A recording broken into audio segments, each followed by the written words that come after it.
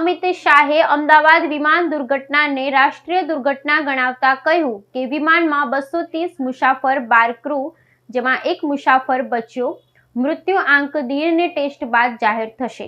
કેન્દ્રીય ગૃહમંત્રી અમિત શાહે અમદાવાદ વિમાન દુર્ઘટનાને રાષ્ટ્રીય દુર્ઘટના ગણાવતા કહ્યું કે વિમાનમાં 230 મુસાફરો ને 12 ક્રૂ, માત્ર એક મુસાફર બચ્યો। મૃત્યુ આંક ડીએનએ ટેસ્ટ બાદ જાહેર થશે। કેન્દ્રીય ગૃહમંત્રી અમિત શાહે અમદાવાદ વિમાન દુર્ઘટનાને રાષ્ટ્રીય દુર્ઘટના ગણાવી છે ને જણાવ્યું કે વિમાનમાં કુલ 230 મુસાફરો અને 12 ક્રૂ મેમ્બર હતા।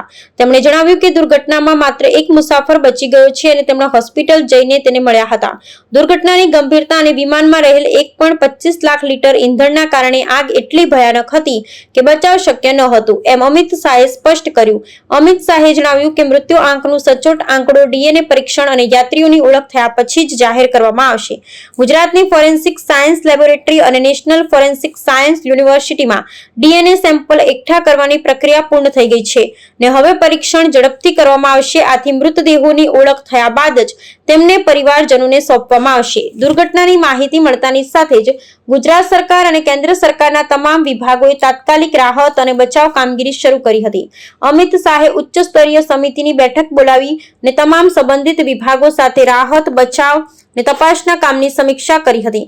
તેમણે કહ્યું કે પીડિત પરિવારો માટે રહેવા, ખાવા અને તાત્કાલિક સારવારની વ્યવસ્થા કરવામાં આવી છે। આ દુર્ઘટનાની તપાસ માટે એરક્રાફ્ટ એક્સિડન્ટ ઇન્વેસ્ટિગેશન બ્યુરો અને ડીજીસીએ દ્વારા તપાસ શરૂ કરવામાં આવી છે। અમિત શાહે કહ્યું કે દુર્ઘટનામાં કોઈ કાવતરું નથી, આ એક દુર્ઘટના છે। તેમણે મૃતકોના પરિવારજનોને સરકાર તરફથી સંપૂર્ણ સહાય અને સહાનુભૂતિ આપવાનો વિશ્વાસ આપ્યો છે। इस विमान में कुल मिलाकर 230 यात्री देश के और विदेश के और 12 क्रू मेंबर सवार थे। इसमें से एक यात्री का बचने का अच्छा समाचार मिला है, मैं उनको मिलकर आया हूं। मृत्यु का आंकड़ा तो डीएनए परीक्षण और यात्रियों की पहचान के बाद ही अथॉरिटी अधिकृत रूप से घोषित करेगी।